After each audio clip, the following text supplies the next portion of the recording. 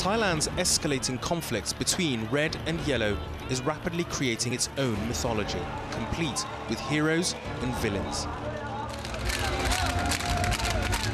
A few days after the red shirts protested the 2006 coup in Royal Plaza, the yellow shirts move into the square to mark their own anniversary.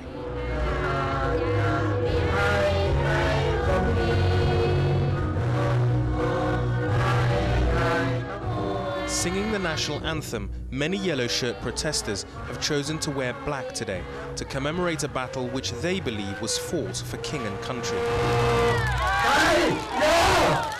A different soundtrack for very different people. Sarosha Pornudomsak is perhaps typical. A well-known presenter on Thai television who grew up in the US, she was an early convert to the yellow shirt movement. Hi. Hi. Nice to meet you. Nice to meet you too. I'm all right. How are you? Good, I'm very good. And what is today all about? What's the sort of central message of the rally today?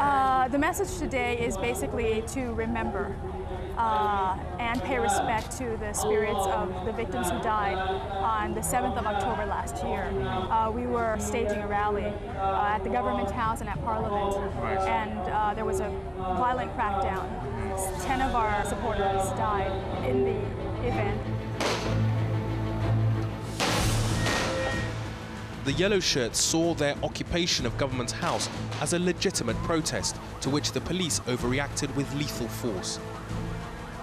The police say they were themselves attacked. One of those injured was Chayaboon Pechprok, known as Cobb. Where did they shoot you? Me. And they shoot, and that one, this my legs, yeah? Right. Yeah. And then my eyes and my nose, now my nose cannot smell. Because of the tear gas? And the gas. And then they shoot me. And the police might have gassed and shot her, but Cobb blames Thaksin. She echoes a belief that many yellow shirts share, that Thaksin, despite his rhetoric, is a Republican. He would like to be like king, but he cannot. One day he go to the temple at the Grand Palace, right? Sitting the same chair with our king. Normally it cannot. That one only for the king can sitting there. You didn't like that? Thai people not like that. Not only me. The yellow shirts claim to stand for the monarchy against the red tide of republicanism, but for many ordinary Thais, neither side represents them or their king.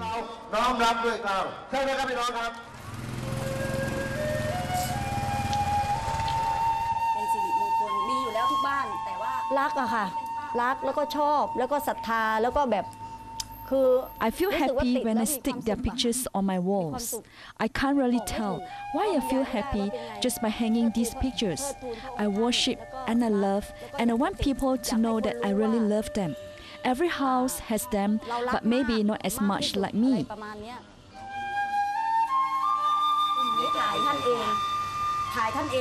Papa Dasiri Watanakan's devotion to the king is not only visible on these walls, but in her political beliefs too.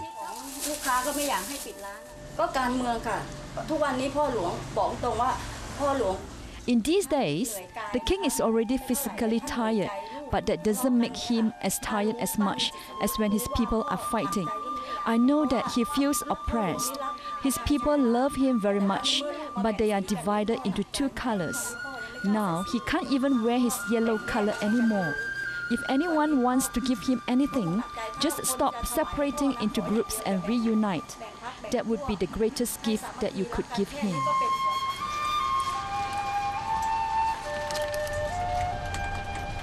Thailand may have been a constitutional monarchy for more than 70 years, but for many, the king remains not only at the heart of the political process, but of the nation itself.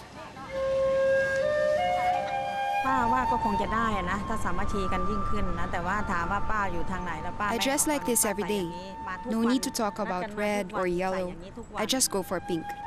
And it matches with something of the king, so I'll be wearing this until the 5th of December. Just keep wearing it. Not yellow, not red, just like this.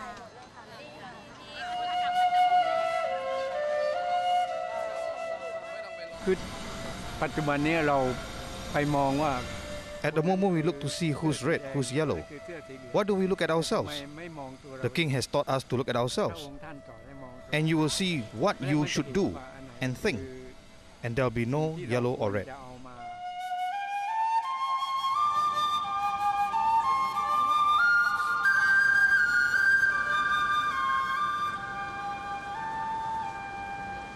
For months, the rival political movements in Thailand have brought large parts of the capital, Bangkok, to a complete standstill with their rallies.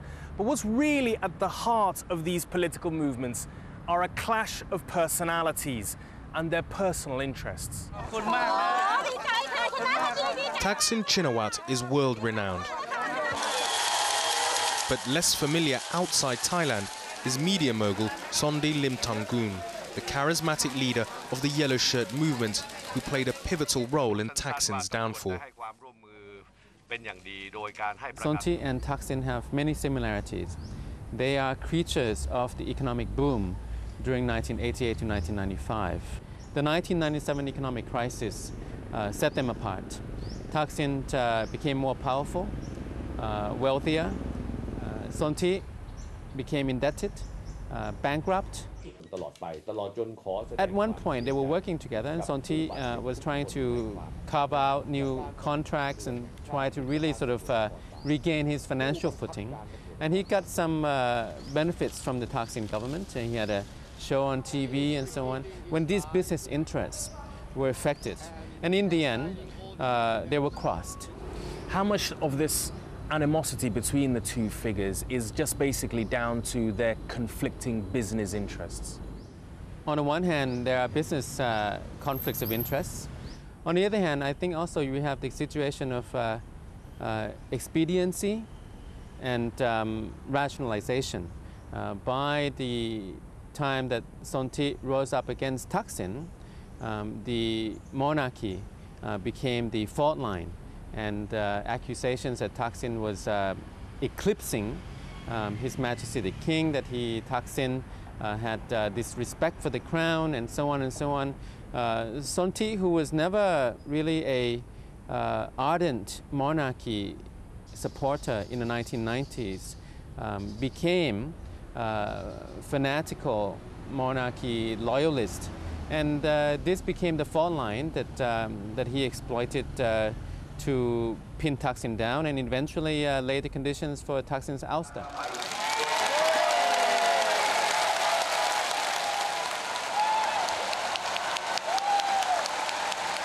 In the lead-up to the 2006 military coup that deposed the popular Prime Minister, Sonty marshalled the anti-Thaksin forces under the Yellow Shirt banner of PAD.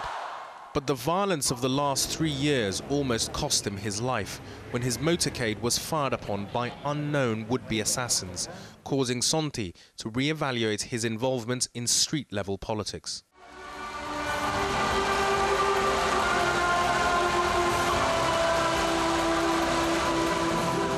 Instead of the yellow of PAD, there is now the green of the New Politics Party. But looking through the audience, there are many of the same faces. And in the competition to elect the New Politics Party's leader, there is only one candidate. What way did you vote for the party leader? Today? Yeah. Kun Sonty Limthanggoon, right? Yeah, I'm very happy for that. I hope he can change the new politics for Thai country.